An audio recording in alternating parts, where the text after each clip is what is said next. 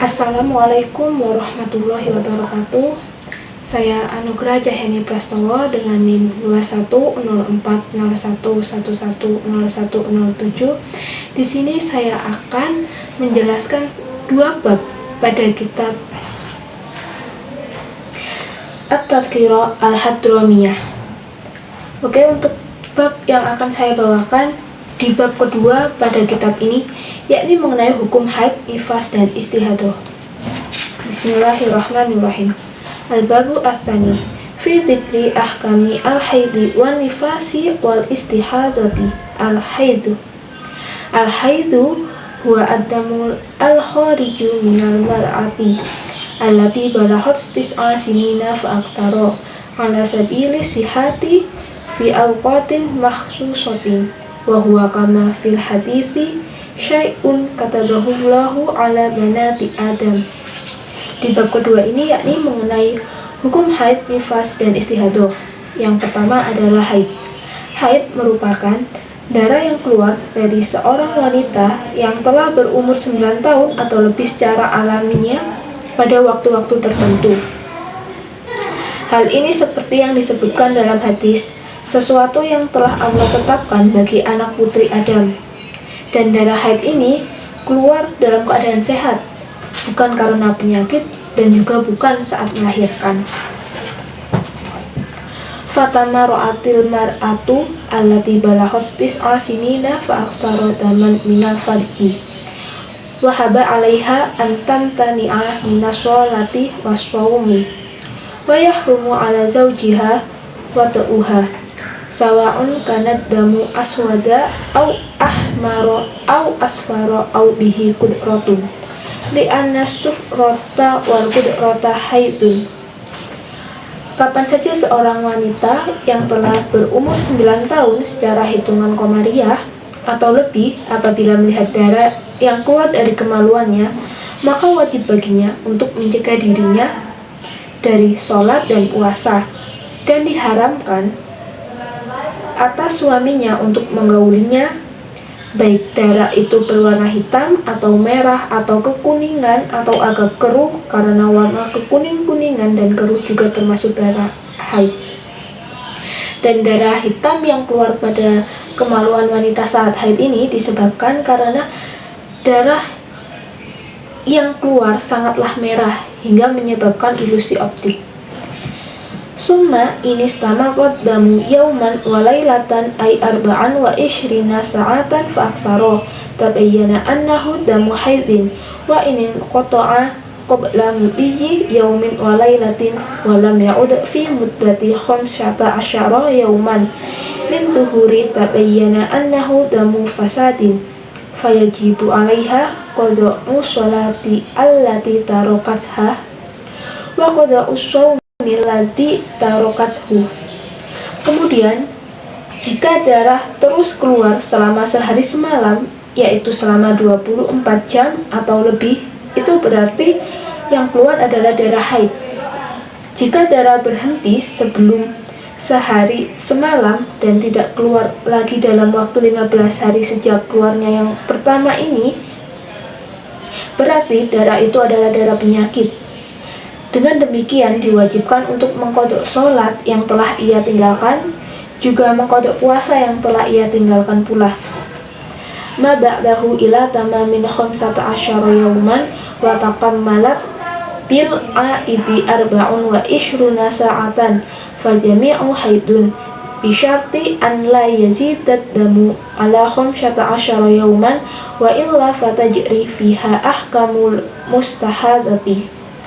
Adapun jika darah berhenti sebelum 24 jam tetapi keluar lagi di hari yang kedua atau di hari-hari yang berikutnya dalam kurun waktu 15 hari dan jumlah hitungan keluarnya darah itu 24 jam, maka seluruhnya adalah haid.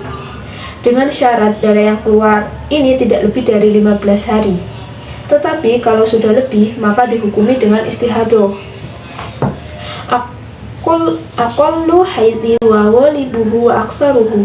Aqullu haidhi yaumun wa lailatun ay miqdaruhuma wa huwa arba'un wa ishruna sa'atan ma'attisolid dami mu'tadi bihaitsu law wudi'at qudnatun aw nahwu halatalawasat wa walibuhu situn aw sab'un wa aksaruhu khamsata asyara yauman falau naqasad damu an yaumin wa lailatin aw zada ala khamsata asyara bilayaliha fahuwa istihazatun. Masa haid yang paling singkat dan pada umumnya serta paling lamanya. Kita masuk pada hal ini sekarang. Masa haid yang paling singkat adalah sehari semalam dan batasannya yakni 24 jam bila darah itu terus mengalir seperti biasa. Yang mana bila diletakkan kapas pada tempat itu akan membekas pada darah tersebut. Dan pada umumnya sekitar 6 atau 7 hari dan paling lamanya sekitar 15 hari. Apabila keluarnya kurang dari sehari semalam atau lebih dari 15 hari atau 15 malam, maka darah itu adalah istihadah. Menurut riset yang dilakukan oleh Imam Syafi'i, waktu haid itu yang umum adalah 6-7 hari. An-nifasu huwa damul khariju akibatal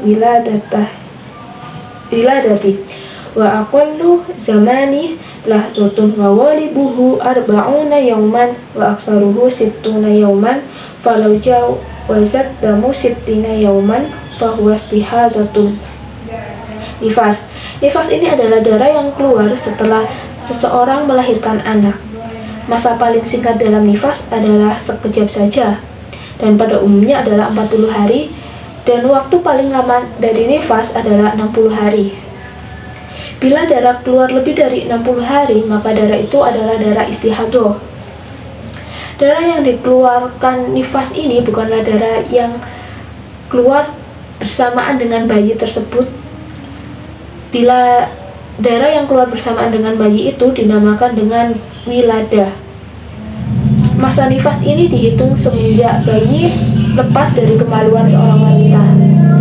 Aqallu dhuhri bainal haidataini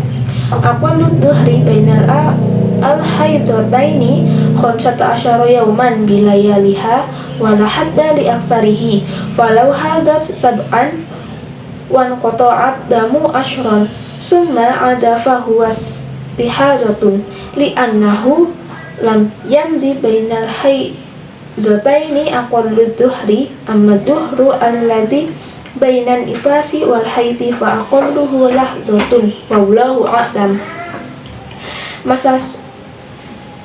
Masa suci paling singkat di antara dua haid. Masa suci paling singkat di antara dua haid adalah 15 hari 15 malam dan tidak ada batas waktu untuk masa paling lamanya. Jika seseorang wanita haid selama 7 hari lalu darah berhenti selama 10 hari kemudian kembali lagi mengeluarkan darah setelah 10 hari, maka darah itu adalah darah istihadah karena masih belum berlalu masa suci paling singkat di antara dua haid tersebut. Adapun masa suci antara nifas dan haid paling singkat adalah sekejap. Misal apabila seseorang ini haid 6 hari, maka batas sucinya adalah 24 hari, dan apabila seseorang itu haid selama 7 hari, maka paling umumnya dia akan suci dalam 23 hari. Misal ini juga, pada tanggal 1 dia mengeluarkan darah haid, kemudian pada tanggal 7 dia berhenti mengeluarkannya, dan pada tanggal 22 dia mengeluarkan darah dari kemaluannya, maka darah tersebut masih termasuk dalam darah haid. Al-istihadatu hadasun daimun wa huwa damul khariju fi ghairi ayyamil haidi wa ghairi ayyamin ifasi awin naqisu an yaumin wa lailatin fil haidi wa hukmul mar'atil mustahazati annaha tahiratun fatajibu 'alaiha sholatu was-shaumu wa yajuzu li zawjiha ityanuha. Kemudian istihadah. Istihadah ini merupakan hadas yang terus-menerus berupa darah yang keluar di luar masa haid dan juga di luar masa nifas. atau kurang dari sehari semalam di masa haid. Itu termasuk darah istihadah. Hukum wanita yang istihadah, ia suci dan diwajibkan atasnya untuk sholat dan puasa. Kemudian suaminya juga berhak atau boleh menggauli dia di masa istihadah ini. Misal nih, pada tanggal 2 dia keluar darah, yang mana darah itu merupakan di masa-masa haidnya.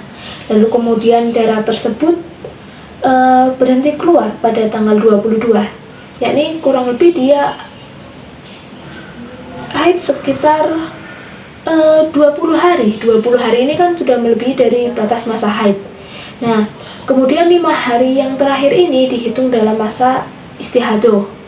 Jadi dia suci, dia mengeluarkan darah, tetapi dia wajib untuk sholat, wajib untuk puasa, dan boleh berhubungan seksual dengan suaminya. Wa yajibu 'alaiha idza aradati sholata an taghsila farjaha wa tashwahu binahwi qutnatin wa ta'sibahu bi khirqatin in lam tata'adza bihima wa la yajibu 'alaiha al-hasbu illa in ihtajat ilaihi wa kanat ghayra sha'imatin fa in lam tahtaj ilaihi aw kanat sha'imatan aw ta'adzat bihi fala yajibu bal yalzamu sha'imata tarkuhu summa tatawadda'u wa yakunu jami'u ma dzukira ba'da dukhulil waqti wa la budda aidan fi wudu'iha minal muwalati bi an taghsilal udwasani qabla jafafi al-awwali. Jika sholat ia diwajibkan membersihkan kemaluannya terlebih dahulu dan menyumbatnya dengan kapas, lalu diikat dengan kain selama ia tidak merasa terganggu atau tidak merasa. Karena keduanya, hal ini tidak diwajibkan baginya untuk menyumbat kemaluannya kecuali sedang dibutuhkan dan ia tidak dalam keadaan berpuasa. Tetapi jika tidak dibutuhkan atau ia dalam keadaan puasa dan terganggu karenanya, maka hukumnya tidak wajib. Bagi wanita yang berpuasa harus meninggalkan, yakni tidak diharuskan untuk menyumbat kemaluannya setelah ia berwudu. Dan hal-hal tersebut harus dilakukan setelah masuknya sholat. Selain itu, ia diharuskan berkesinambungan dalam wudunya, yakni membasuh anggota yang selanjutnya sebelum keringnya anggota yang pertama. Wa yajibu 'alaiha ba'dal wudu'i mubadaratu bis-sholati fa in akharat li ghairi maslahati sholati wajaba 'alaiha i'adatul husli lil farji wal hashbu wat ta'sibu wal wudu'u bi khilafi ma idza akharat li maslahati as-sholati kanti zori jama'atin fala yajibu 'alaiha al-istinafu wa yajibu 'alaiha ta'tidul isabati wat taharati li kulli fardin. Dan setelah wudu diwajibkan, dan setelah wudu, ia diwajibkan untuk segera melaksanakan atau menunaikan sholatnya. Jika menunda sholat tanpa ada hal-hal yang berkaitan dengan kemaslahatan sholatnya, ia harus mengulang kembali berwudu atau membersihkan diri, menyumbat dan mengikat dengan kain pada kemaluannya, serta mengulangi wudunya. Sebaliknya, bila ia mengakhirkannya karena untuk kemaslahatan sholatnya seperti menunggu jamaah untuk sholat, maka tidak diwajibkan baginya untuk mengulangi hal-hal tersebut, dan diwajibkan untuk memasang ikatannya dan memperbarui bersuci setiap kali ia akan sholat fardu. Ma yahrumu bil haidhi wan nifasi. Yahrumu bil haidhi wan nifasi as-sittatu al-umuru allati tahrumu bil janabati wa hiya as-sholatu wa tawafu wa massul mushafi wa hamluhu wal lubsu fil masjidi wa qira'atul qur'ani bi qasdil qira'ati. Kemudian akan saya jelaskan hal-hal yang diharamkan pada saat haid dan nifas.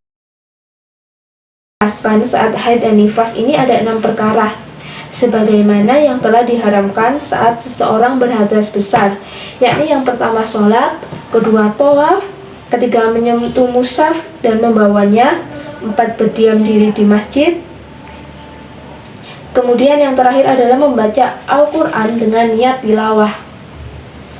Sholat yang dilarang di sini itu mencakup semua sholat, dari sholat fardu, lalu sholat-sholat sunnah juga diharamkan. Kemudian pelaksanaan tawaf ini juga dilarang jika seseorang dalam masa haid atau nifas. Namun untuk rangkaian haji dan umroh lainnya dapat dilakukan dan tidak dilarang, kecuali ya sholat dan tawaf ini. Tumakkana zaujaha minat tamattu'i bima baina surati wa rukbati bijima'in aw ghairihi hatta nazaru ila ma bainahuma bisyahwatin min ghairi hailin. Dan ditambah juga dengan puasa. Ia tidak boleh puasa saat ia sedang haid atau nifas, bahkan tidak sah puasanya dan berdosa apabila ia melakukannya. Selain itu, diharamkan lewat dalam masjid karena dikhawatirkan akan mengotori pada bagian antara bawah pusar hingga lutut wanita tersebut, baik dengan cara hubungan badan dan selainnya. Bahwa melihat pada bagian itu antara pusar dan atas lutut dengan syahwat tanpa penghalang itu juga diharamkan. Fayajibu 'alaiha an tamtani'a minhu in talabaha wa tahruba minhu idza aradat tamattu'a biha fi halil haidhi wan nifasi. Wallahu ta'ala wa yas'alunaka 'anil mahidhi qul huwa adzan fa'tazilun nisaa fil mahidhi wa la taqrabuhunna hatta yadhurna fa idza tatahharna fa'tuhunna min haitsu amarakumullahu innallaha yuhibbut tawwabina wa yuhibbul mutatahhirin. Wa matan qata'ad damu wa tasalas falaha tamkinuhu min zalika. Diwajibkan untuk menolak keinginan suami.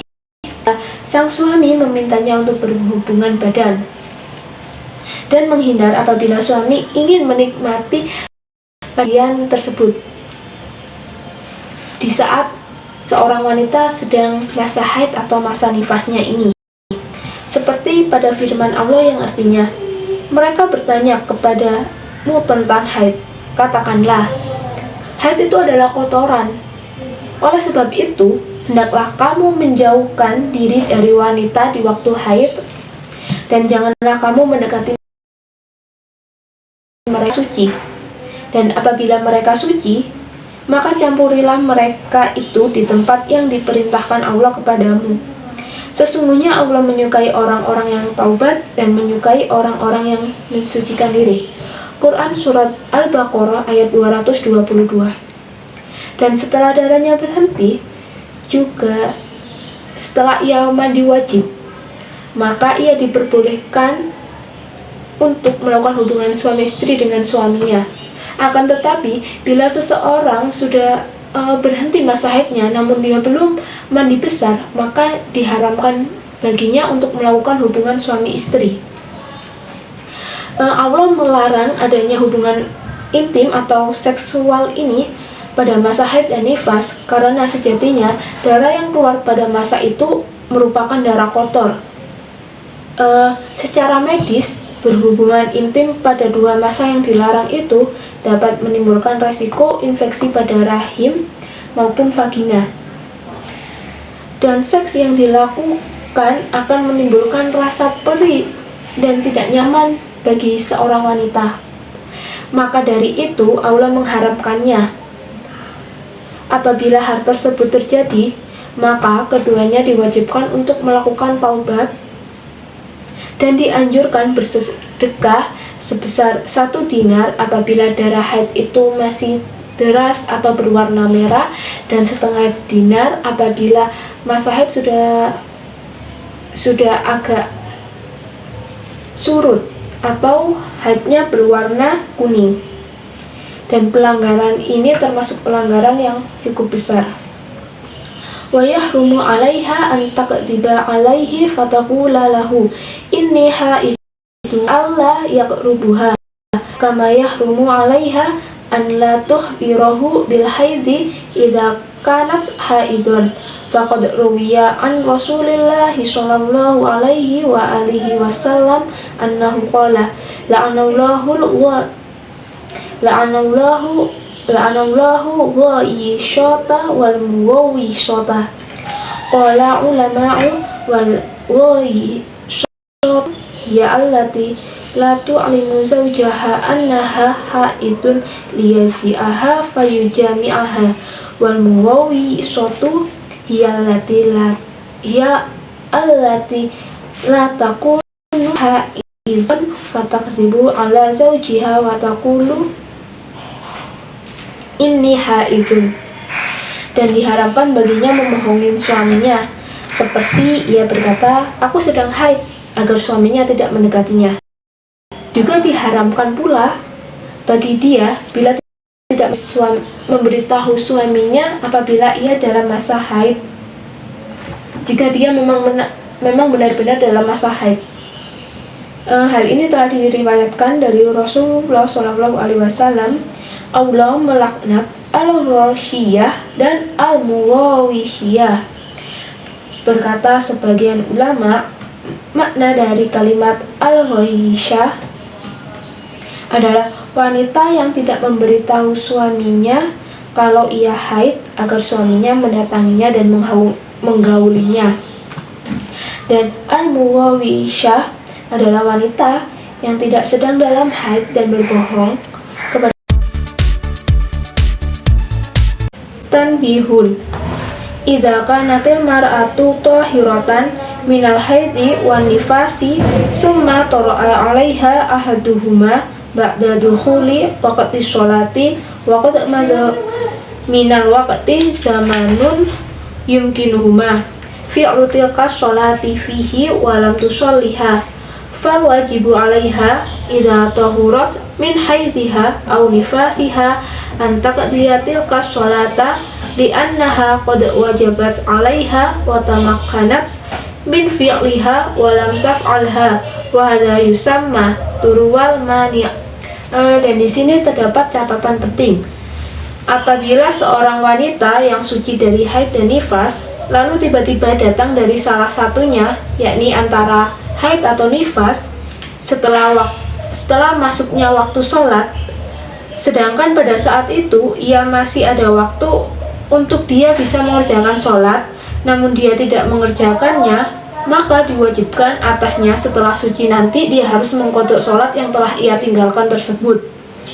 Karena sebenarnya sholat itu diwajibkan atasnya, dan saat itu ia masih mendapatkan waktu untuk dapat melakukannya, untuk dapat melakukan sholat, tetapi dia tidak menjalankan sholat tersebut. Hal ini disebut dengan turwal mani', yakni datangnya penghalang. Contohnya yaitu seperti ada seorang wanita yang sudah masuk waktu asar tetapi dia tertidur atau dia tidak menjalankan sholat secara langsung, kemudian pada waktu 4:30 sore dia terbangun dari tidurnya atau ia sadar bahwa ia belum melaksanakan sholat, kemudian ia pergi ke kamar mandi untuk berwudu, tetapi dia melihat terdapat darah yang keluar dari kemaluannya, yakni darah haid,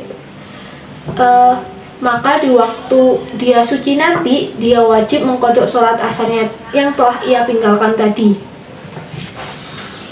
Wa idza kanat haidun aw nufasa'a wa qata'at damu qabla khuruji waqti sholatin minas sholawatil khamsi walau biqadri lahzatin fal wajibu 'alaiha al-mubadaratu bi fi'li tilka sholati in kana al-waqtu muttasi'an wa illa fayajibu 'alaiha qada'u tilka sholati lati an qata'at damu wa qad baqiya min waqtiha hatta qadru takbiratil ihram.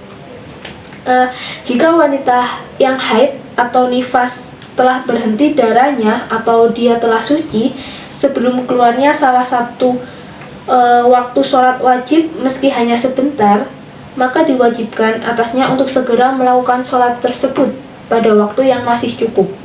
Jika tidak, maka ia diwajibkan untuk mengqadha sholatnya yang pada saat darah haidnya berhenti atau suci tadi yang masih tersisa waktunya, walaupun hanya sekedar cukup untuk takbiratul ihram. Wa kama yajibu qada'u tilka sholati yajibu qada'u sholati allati qablaha in kanat ta'khiran kadzuhri wal maghribi fa in kanatis sholatu allati qablaha la tujma'u ma'aha kal fajri wal asri fala yajibu qada'uha bal yajibu qada'u dzatil waqti faqad wa hadza yusamma zawalal mani'. Begitu juga selain diwajibkan untuk mengqadha sholat tersebut, juga diwajibkan untuk mengqadha sholat yang sebelumnya kalau memang sholat itu termasuk sholat yang bisa dijamak takhir seperti zuhur dan maghrib. Tetapi jika sholat yang sebelumnya tadi yang ia tinggalkan bukanlah sholat yang bisa dijamak takhir seperti subuh dan juga asar, maka ia tidak wajib mengqadhanya, tetapi yang wajib ia qadha adalah sholat yang pada waktu itu saja. Hal ini disebut dengan zawalal mani' atau hilangnya penghalang.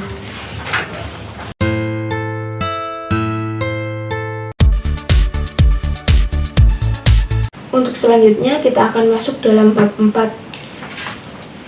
Al-babu ar-rabi' fi hukukil walidaini wa hukukiz zawji wa fi dhammit tababuji. Faslun fi hukukil walidaini. Amma hukukul walidaini faqad qala Allah ta'ala wa'budullaha wa la tusyriku bihi syai'an wa bil walidaini ihsanan. Wa qala ta'ala wa qadara rabbuka an la ta'budu illa iyyahu wa bil walidaini ihsanan imma yablughanna indakal kibara ahaduhuma aw kilahuma fala taqul lahumā uffin wa la tanharhumā wa qul lahumā qawlan karīmā wakhfid lahumā janāha dzulli minar rahmati wa qur rabbirhamhumā kamā rabbayani shaghīra. Pada bab keempat ini kita akan membahas mengenai hak-hak kedua orang tua, suami, dan tercelanya bertabaruj, yakni menampakkan kecantikannya di depan lelaki yang bukan mahramnya. Untuk yang pertama kita akan membahas tentang hak-hak kedua orang tua kita.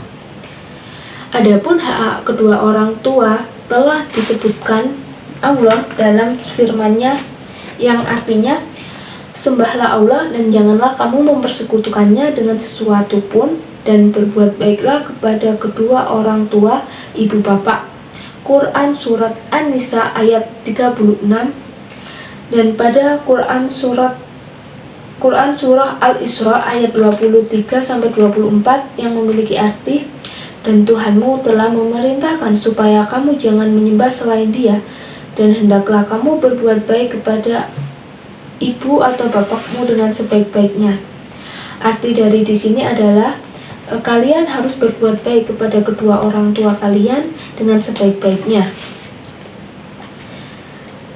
Lalu, jika salah seorang di antara keduanya atau kedua-duanya sampai berumur lanjut dalam pemeliharaanmu, maka sekali-kali janganlah kamu mengatakan kepada keduanya dengan perkataan ah.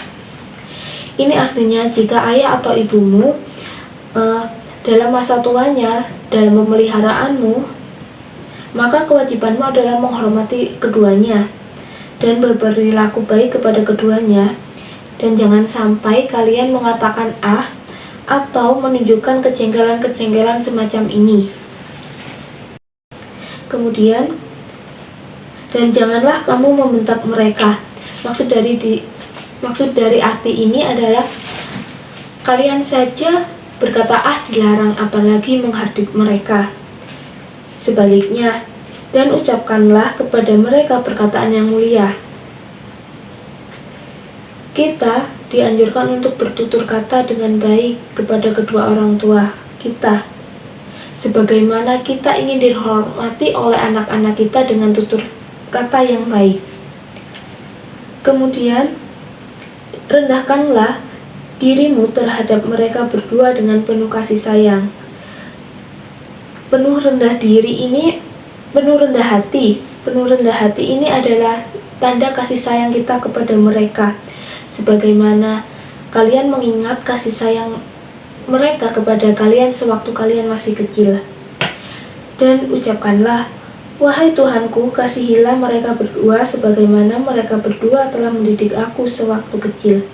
Cukuplah ayat ini sebagai bukti kemuliaan kedua orang tua kita dan betapa besarnya hak kedua orang tua yang harus ditunaikan oleh anak-anaknya. Wa qala Rasulullah sallallahu alaihi wasallam biru aba'akum tabirukum abna'ukum. Wa qala alaihi salatu wassalamu al jannatu tahta aqdami ummahati. Rasulullah sallallahu alaihi wasallam bersabda, berbaktilah kepada kedua orang tua kalian, niscaya anak-anak kalian akan berbakti kepada kalian. Dan Nabi SAW bersabda, surga di bawah telapak kaki ibu.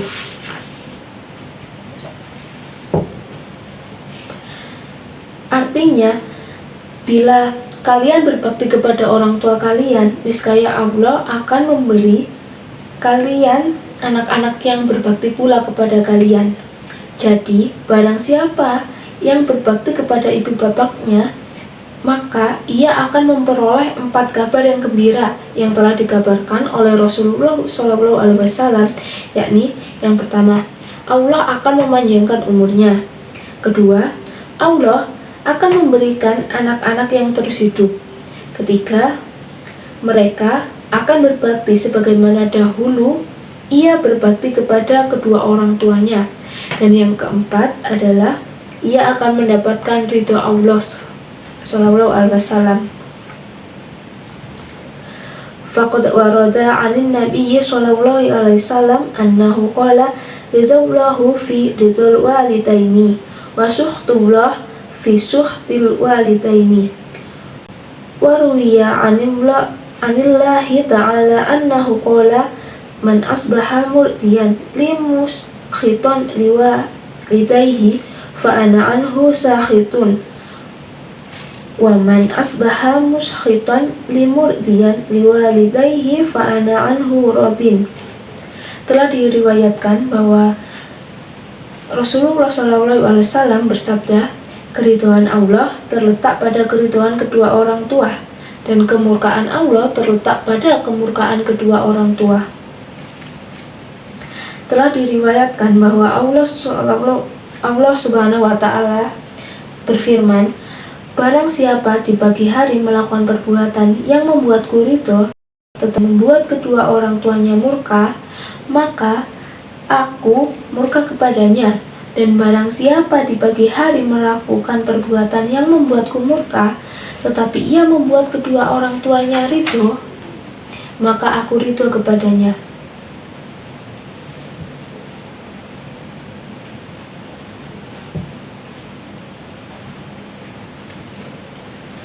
Hal tuhibbu ihdakunna an yaskhatallahu 'alaiha wa alla yubarraha auladuha fa idza kuntunna kadzalika fala tarzaina bidzalika fabadirna ila tiramil walidaini wa imtisali amrihima wal ihsani ilaihima wa taqdimihima fil birri wasilati wal ma'rufi 'alan nafsi wal auladi min ghairi minnatin alaihima walastisqalin lahuma.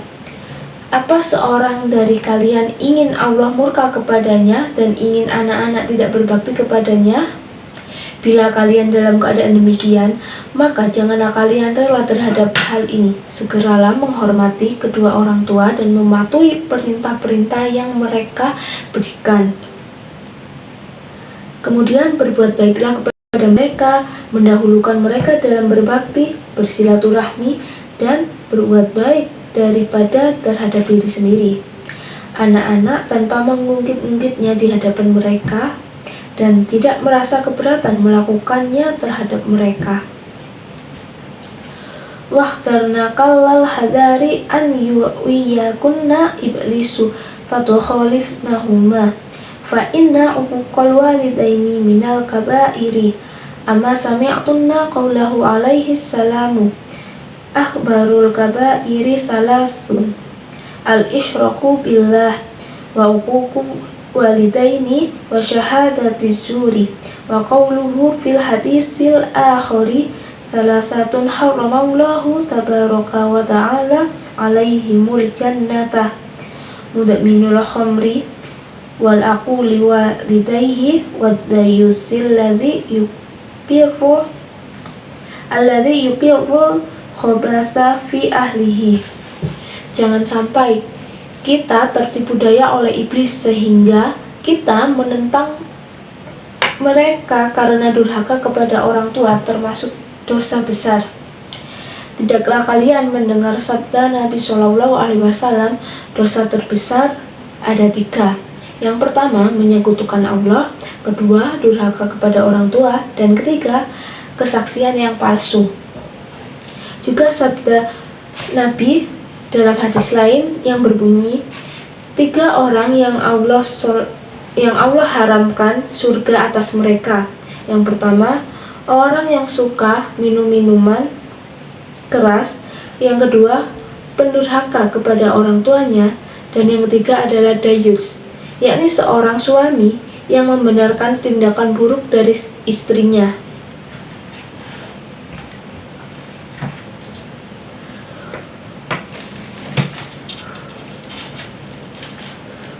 Wa qad qala rajulun lin nabiyyi sallallahu alaihi wasallam man ahaqqun nasi bi husni suhbati ay bi birri wasilati faqala sallallahu alaihi wasallam ummuka qala summa man qala ummuka qala summa man qala ummuka qala summa man qala abuka.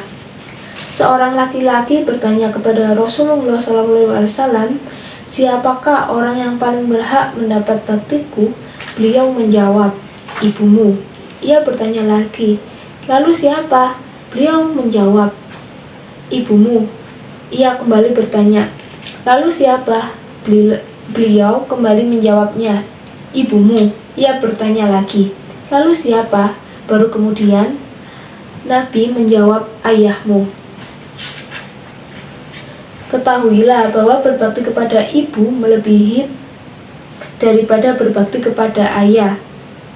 Karena seorang ibu memiliki masa-masa susah, terutama saat hamil, melahirkan, menyusui, mendidik, dan menambahkan kasih sayang. Wallahu a'lam.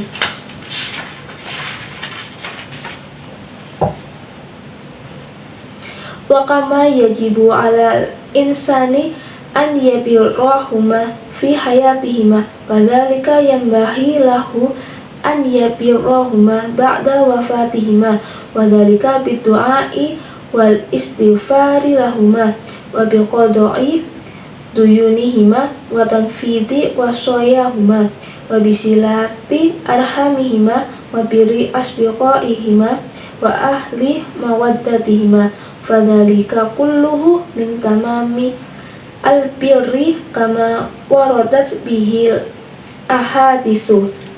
Sebagaimana diwajibkan bagi seseorang untuk berbakti kepada mereka semasa hidup mereka, begitu juga hendaknya ia berbakti kepada kedua orang tuanya semasa orang tuanya ini telah meninggal, dengan cara mendoakannya dan memohon ampunan untuk mereka berdua, menyambung tali silaturahmi dengan kerabat mereka, dan berbuat baik kepada sahabat karib kedua orang tua. Hal ini semua termasuk kesempurnaan berbakti sebagaimana yang telah diriwayatkan oleh beberapa hadis. Wa fi du'ai lil mayyiti wa fil istighfari lahu wa tasaddaqi anhu naf'un lahu kasirun fayan basani Allah ya fula anzalika fi haqqi walidayhi khususan wa fi haqqi ghairihim minal aqaribi wa dzawil huquqi alaihi wal muslimina umuman. Mendoakan orang mati dan memohon ampunan untuknya juga bersedekah untuknya, terdapat manfaat yang sangat besar bagi mayit tersebut. Oleh sebab itu, hendaknya seseorang yang melalaikan hal ini, terutama kepada kedua orang tua mereka dan kerabat mereka, juga orang-orang yang berhak, serta atas seluruh umat Islam pada umumnya. Faslun fi huquqiz zawji. Qaulahu ta'ala. Allah berfirman, Ar-rijalu qawwamuna 'alan nisa'i. Kaum laki-laki adalah pemimpin bagi kaum wanita.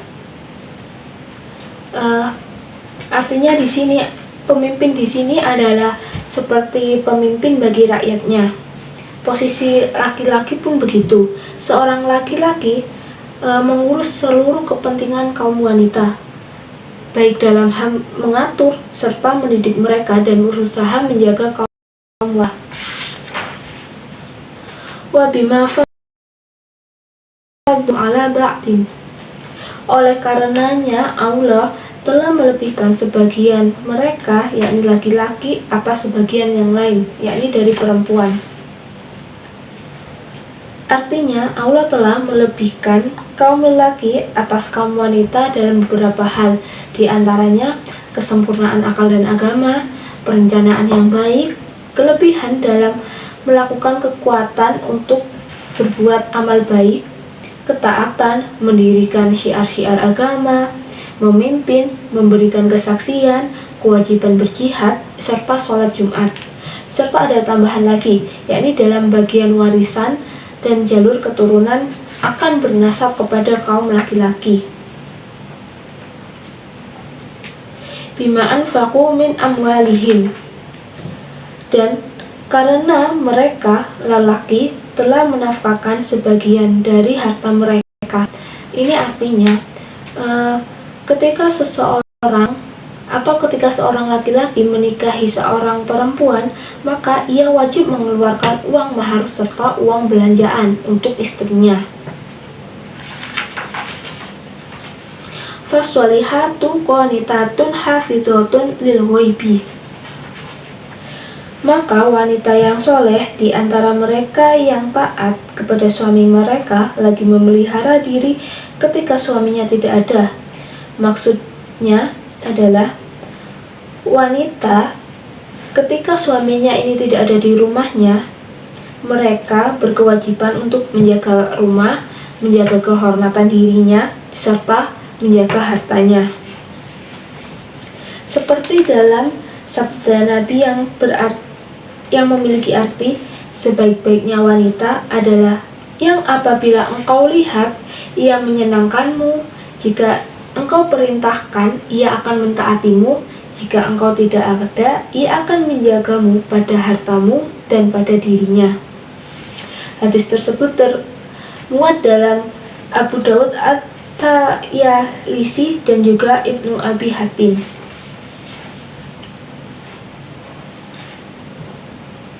Bima hafizallah wallati takhafunan. Di sini adalah wanita-wanita yang kamu khawatirkan. Maksudnya adalah pembangkangan mereka dari ketaatan kepada suami. Maka bila nampak pada tanda-tanda pembangkangan ini,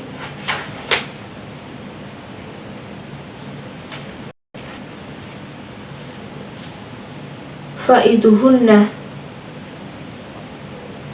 maka nasihatilah mereka. Seperti takut-takutilah mereka akan hukuman yang Allah berikan. Seperti pada ucapan, bertakwalah kamu kepada Allah dan takutlah kepadanya. Sesungguhnya aku memiliki hak yang wajib atas dirimu, dan insyaflah dari perbuatan ini. Ketahuilah bahwa taat padaku adalah merupakan suatu kewajiban bagimu.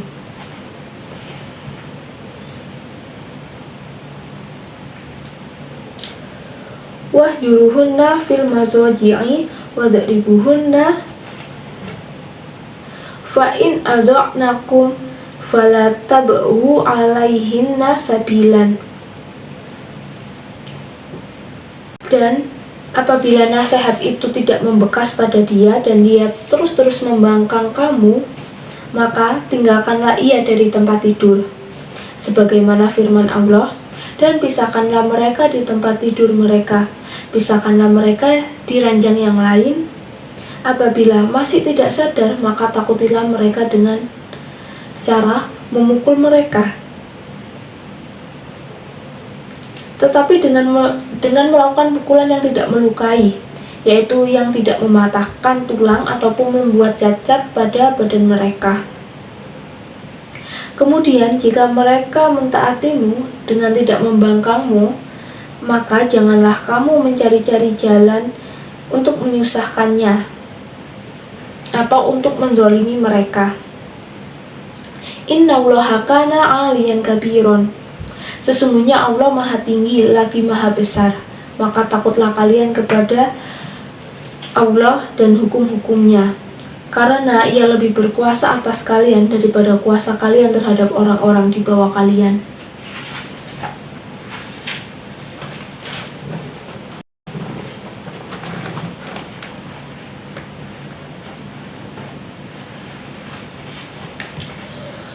Fahrisna kullal hirshi ala ma yurdi zawjah fa inna tahawuna bihaqqi zawji mujibun lil ismil kabiri faqad ruwiya an Talha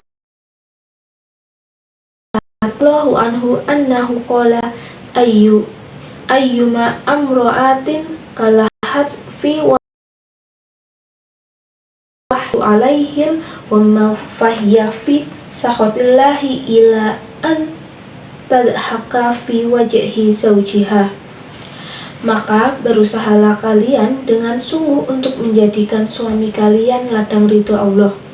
Sesungguhnya perbuatan meremehkan hak suami menyebabkan dosa besar. Hal ini dari Talha bin Abdillah radhiyallahu anhu.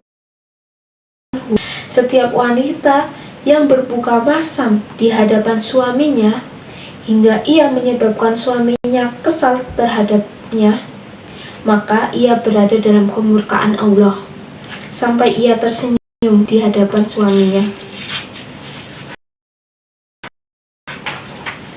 Warawa ibnu Asakir wa ibnu Adiyyin qala Rasulullah sallallahu alaihi wasallam ma min imra'atin qalat li zawjiha ma ra'aitu minka khairan illa ahbatallaha amalaha sab'ina sanatan walau nastasuman an-nahara wa taqumu lailan. Ibu Asakir dari Ibnu Adi meriwayatkan Rasulullah Shallallahu Alaihi Wasallam bersabda, setiap wanita yang mengatakan kepada suaminya, aku tidak pernah melihat perbuatan baik darimu, maka Allah akan mencabut amalannya selama 70 tahun meskipun ia berpuasa di siang hari dan di malam hari dan bangun. Warawa Bazzaru anhu sallallahu alaihi wa alihi wasallam annahu qala min haqqi zawji ala zawjati law salamin kharahu daman wa qayhan wa sadidan falahisathu ma'addat haqqah. Warawat Tabrani haqquz zawji 'alal mar'ati an la tahjura firashahu wa an tabarraqa samahu wa an tuti'a amrahu wa alla takhruja illa biidnihi wa alla tudkhila ilaihi man yakrahu. Al-Bazzar meriwayatkan dari Nabi Shallallahu Alaihi Wasallam bersabda, termasuk hak suami atas istrinya adalah seandainya apabila hidung suami mengeluarkan darah, nanah, dan lalu ia menjilatnya, itu pun ia masih belum bisa memenuhi hak suami. Tabarani meriwayatkan, hak seorang suami atas istri adalah tidak memisahkan diri dari ranjangnya, menjalankan sumpahnya, mentaati perintahnya, tidak keluar rumah kecuali atas izin, dan tidak memasukkan ke dalam rumahnya orang yang tidak disukai oleh suaminya.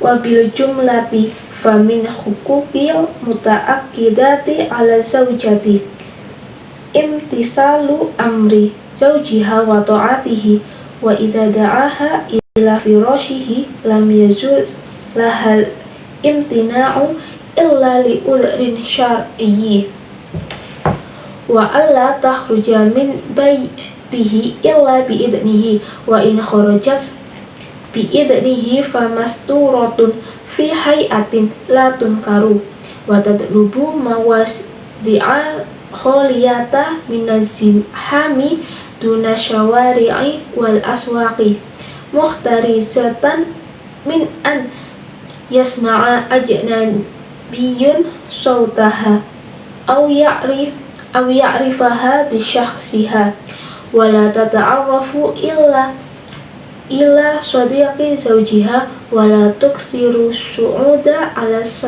sadhi wa la tanzuru ila buyutil jibrani wal aswaqi wasikaki minasaqbin wasyababika. Dan di antara yang termasuk hak-hak yang diwajibkan atas istri adalah mengerjakan dan mentaati perintah suami. Jika suami mengajaknya ke ranjang dan tidak diperbolehkan baginya menolak kecuali karena uzur yang syar'i seperti haid dan nifas. Tidak boleh keluar dari rumah kecuali atas izinnya, dan seandainya ia keluar atas izinnya, ia harus keluar dalam keadaan tertutup atau menggunakan hijab dan dengan penampilan yang tidak dikenal orang dan mencari jalan-jalan yang tidak ramai dari kebanyakan dan bukan jalan umum dan juga pasar. Menjaga diri, jangan sampai orang lain mendengar suaranya atau mengenali bentuknya. Tidak boleh mengenalkan diri kepada teman suami. Tidak sering naik turun ke tingkat atas rumah dan tidak mengintip rumah tetangga ataupun pasar dan lorong-lorong kampung dari jendela-jendela. Apabila terdapat tetangga yang mengajak berbicara, maka berbicaralah secukupnya dan tidak terlalu sering mengunjungi tetangga kecuali saat dibutuhkan atau saat-saat mendesak. Bila ia masuk, hendaknya ia meminta izin atau hendaknya menjaga kehormatan suami kala tidak ada di rumah ataupun ada di rumah. Juga meminta ridhonya. Kita harus tetap meminta ridho suami. Tidak mengkhianati suami pada dirinya atau pada hartanya. Tidak membanggakan kecantikannya di depan orang lain selain di hadapan suami.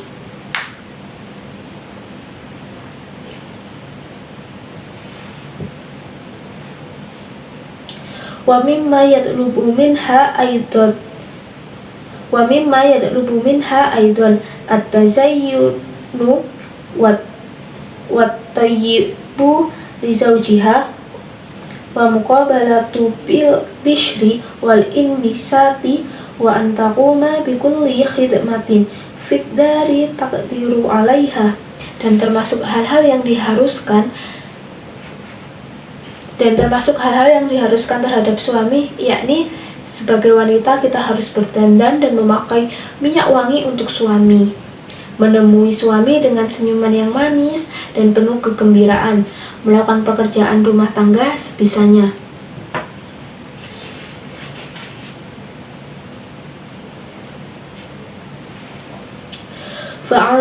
Fa'alaikunna ma'syaron nisa'i bil muhafazati ala hadhil adabi syarifati wa la taghfulna an qawlihi sallallahu alaihi wasallam idza da'a rajulu amra'atahu ila firashihi falam ta'tihi fabada wadbana 'alaiha la'anatha al malaikatu hatta tusbihu. Oleh karena itu, wahai kaum wanita, hendaklah kalian memelihara tata krama yang baik dan janganlah kalian lupa akan sabda Nabi Shallallahu Alaihi Wasallam. Bila seorang laki-laki mengajak istrinya ke ranjang, lalu ia tidak mendatanginya, sedang suaminya tertidur pada malam hari dalam keadaan marah terhadapnya, maka ia akan dilaknat oleh para malaikat hingga subuh.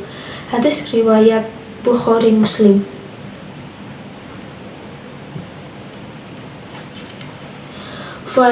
Falazimna du'ata azwajakanna wa tawasaina fima bainakunna bil haqqi was sabri wa iyyakunna wal khuruja an ta'ati zawji. Faqad rawa Khatibu fi tarikhihi annahu sallallahu alaihi wasallam qala ayyuma amra'atin kharajat min baitiha bighairi idzni zawjiha kanat fi sakhatillahi ta'ala hatta tarji'a ila baitiha wa yardu anha zawjaha. Oleh karena itu, selalulah mentaati suami kalian, sebarkan nasihat di antara kalian untuk berbuat baik dan bersabar. Hendaklah janganlah sampai kalian keluar dari batas ketaatan kepada suami. Ini telah diriwayatkan oleh Al-Khatib dalam kitab tarikhnya bahwa Nabi SAW bersabda, yang artinya, setiap wanita yang keluar dari rumahnya tanpa seizin suaminya, ia berada dalam kemurkaan Allah Subhanahu wa Ta'ala sampai kembali ke rumahnya dan suaminya ridho kepadanya.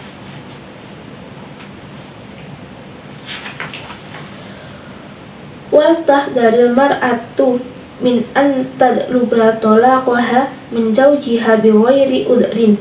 Faqad rawa al-imamu Ahmadu wa Tirmidziyu anhu sallallahu alaihi wasallam annahu qala ayyuma amra'atin sa'alat zawjaha talaqa min ghairi ba'sin faharamun 'alaiha ra'ihatul jannati. Na'udzubillahi mimma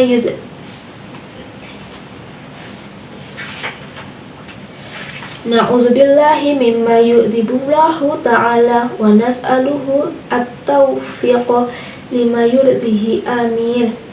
Seorang wanita jangan sampai menuntut cerai dari suaminya tanpa alasan yang jelas, karena telah diriwayatkan oleh Al-Imam Ahmad dan At-Tirmidzi bahwa Nabi SAW bersabda, setiap wanita yang menuntut cerai dari suaminya tanpa suatu alasan, maka haram baginya bau surga. Kami berlindung kepada Allah dari segala sesuatu yang membuatnya murka, dan kami memohon kepadanya agar diberi taufik melakukan amal perbuatan yang diridhoi, amin.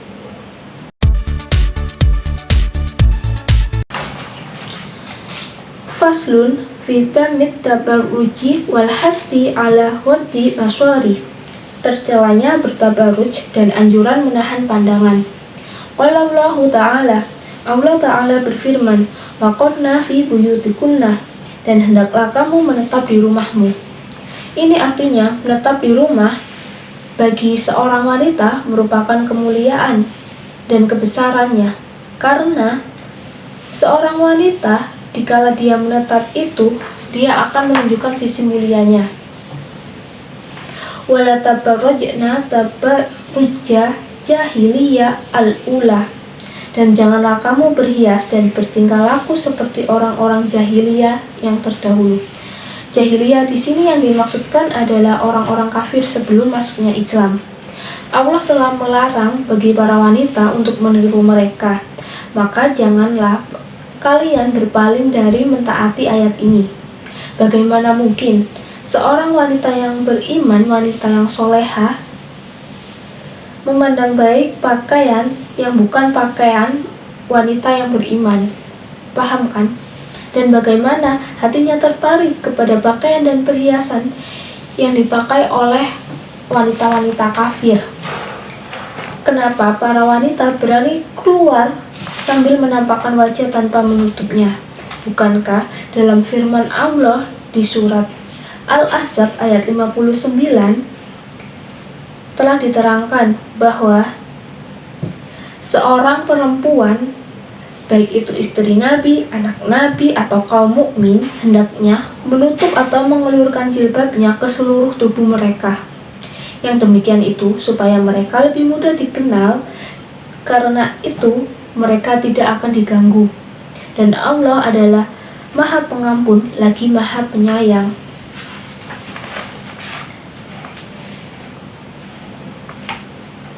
Dan juga Firman Allah dalam Quran surat An-Nur.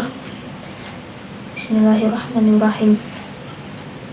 Wa qul lil mu'minati ba'dudna min absarihinna wa yahfadna furujahunna wa la yubdina zinatahunna illa ma zahara minha wal yadribna bi khumurihinna ala yubihinna wa la yubdina zinatahunna illa li bu'ulatihinna, yang artinya, katakanlah kepada wanita-wanita yang beriman, hendaknya mereka menahan pandangan dan memelihara kemaluannya, dan janganlah mereka menampakkan perhiasannya kecuali yang biasa nampak daripadanya, dan hendaklah mereka menutupkan kain kudungnya hingga ke dadanya, dan janganlah menampakkan perhiasannya kecuali kepada suami mereka.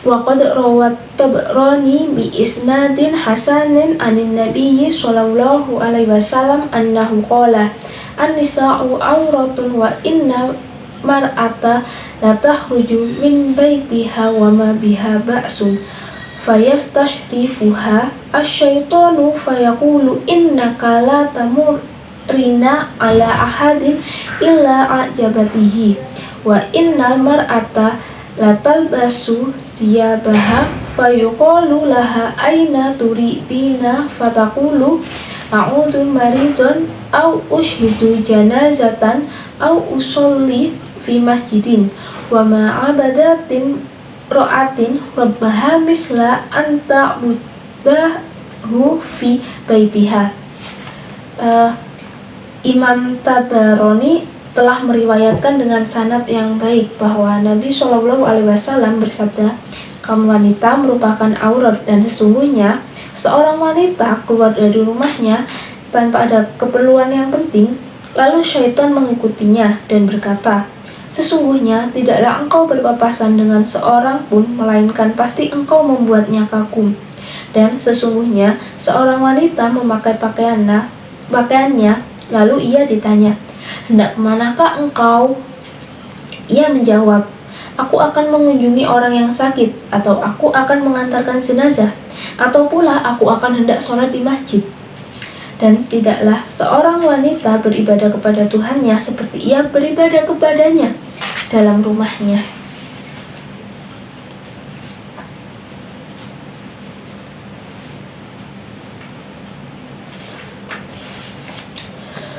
Fayanbahi lil mar'ati an tusyarrifa nafsaha bimulazamati baitiha khususan idza yassarallahu laha man yaqumu bikifayatiha min abin aw ibnin aw zawjin fa in ihtajat ilal khuruji faltakhruj mustatiratan wa 'alaiha wadu basyariha fala taltafit wala tandur wa yuradoriqiha wala tamassa tiban inda khurujiha faqad warada an-nahyu an dzalika qala sallallahu alaihi wasallam ayyumam ra'atin ista'tarat summa kharajat famarrat ala qaumin liyajidu rihaha fahiya zaniyatun.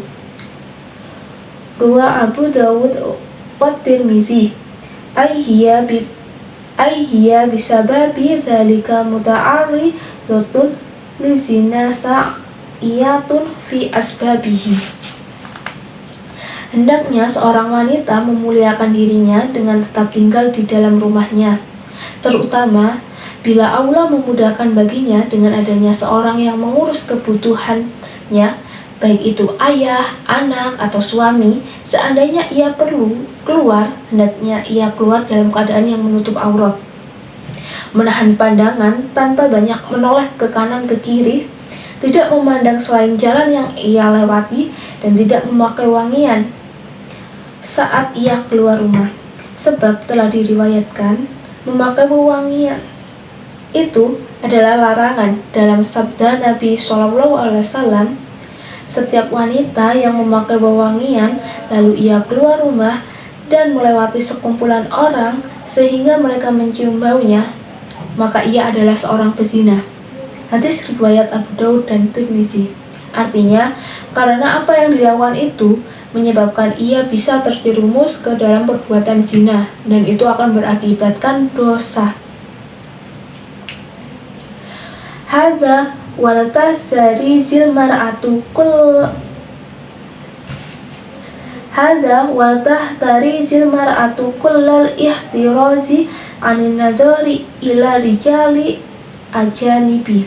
Fa inna Allah jalla wa ala qad amaraha bi ghaddi basari wa inna katsiran minan nisa'i yajhalna tahrima nazaril mar'ati ila rajulu al ajnabiyyi fa innahu yahrumu nazaruhu ilaihi kama yahrumu nazaruhu ilaiha.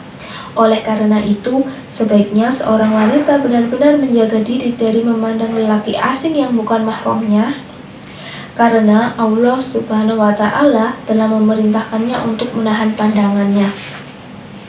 Bahkan kebanyakan wanita tidak mengetahui kemahraman hukum wanita memandang lelaki yang bukan muhrimnya. Padahal itu diharamkan dalam Islam, memandang kepadanya sebagaimana lelaki tidak boleh memandangnya atau memandang kaum perempuan yang bukan muhrimnya.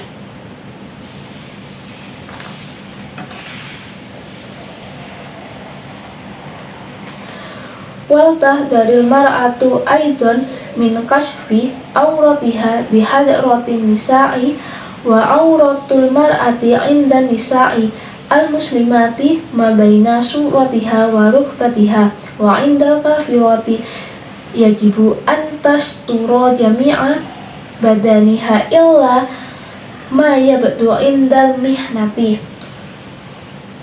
fala yajuzu an takshifal mar'atu ma baina suratiha wa rukbatiha inda ahadin minan nisa'i wala kanat ummaha au bintaha au ukhtaha au khadimataha fa inna zalika haramun kama la yazuju laha an takshifa min ba'diniha indan nisa'i al-kafirati siwa ma yabdu indal mihnati wallahu a'lam.